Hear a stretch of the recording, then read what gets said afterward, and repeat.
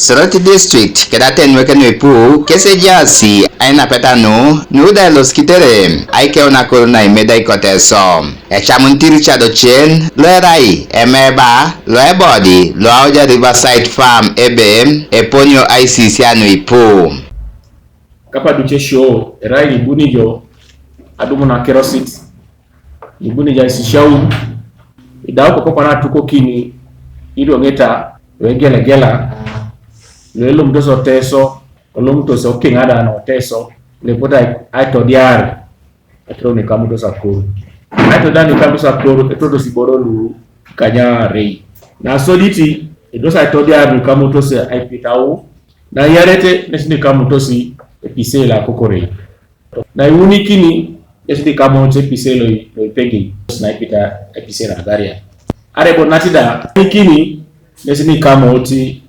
munu wetam dosi episelo wa kituku netu pakini nesine kamoti Akoru ni ran buni ga alomarita hai mamilo sai tasaji sigi Erabalo naro nasari igola serere umari cheyune ngese bala Akapakin periotin lua Akoru eshishana kina Akoru ko kere titai. The farmers that are going to come and participate in this noble event will receive knowledge from the trainers of Naro.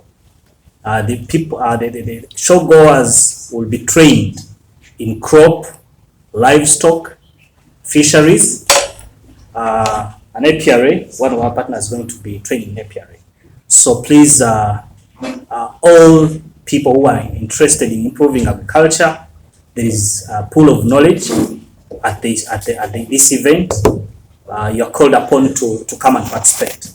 It's here, it's at home, and it's a big opportunity for Naro to take our technologies closer to the people of Teso. A lot. We are going to have both physical trainings and information materials. They are all going to be at no cost.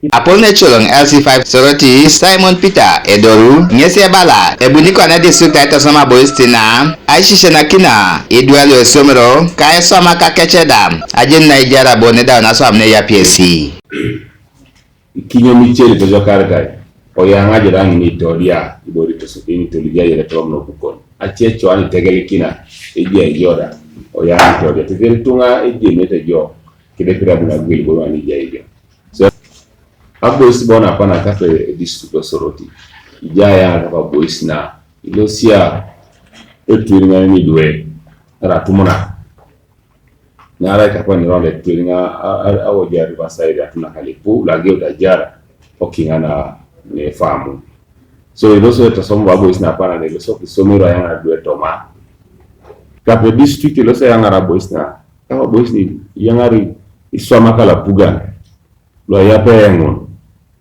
Titeri los que en oye veri por do piar y entre asa somore nare wanyo na pu eri engatungana era mucha la de jakai ikara do piare amunare jare Apone somero Soroti SS Martin Okiria Obore ngese bala arengbo na tina noi idwelo somero aishisha no ipu kotupitete aishisha na kwana na etolomun. This time it is going to be hands on. They are going to see people who are hands on. They will ask them questions, and when they come back, our students will also be creative and innovative, so benefiting generic skills. People who are going to build partnership where we can consult in things where we are inadequate. We teach theory, but sometimes there is no opportunity to teach students practicals. Florence Imaikorit Omo, a minister, naeno siteso kopiten ko yaiten Akoru kaibaren, ngesi bala, epote kesi aito diari nyamata lo akolo, koso diebe, oyanga siteso na ko kanuke se shisha nuipu. Mona ne mutona chaki motokan, aito sumisirigin, alosio jinja, doko na remina jokan, aya utoni dio kidwe, aya unone sholo, aya unoni ne Teso.